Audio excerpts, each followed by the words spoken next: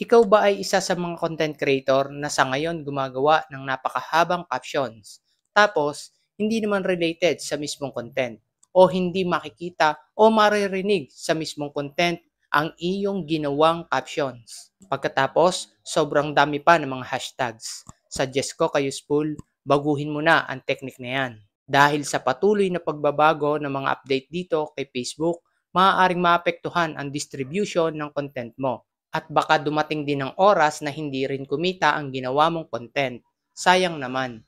Mahalaga na matutunan natin ang kapsyon ay direktang konektado sa ating content. Kahit maikli lang ito, at ang mga hashtags na ating gagamitin ay related din sa ating content. Para sa akin, 1 hanggang 5 hashtags ay sapat na. Ang mahalaga, konektado ito sa nagawa nating content. Ingatan mo na mapabilang ang iyong content sa tinatawag na spammy captions.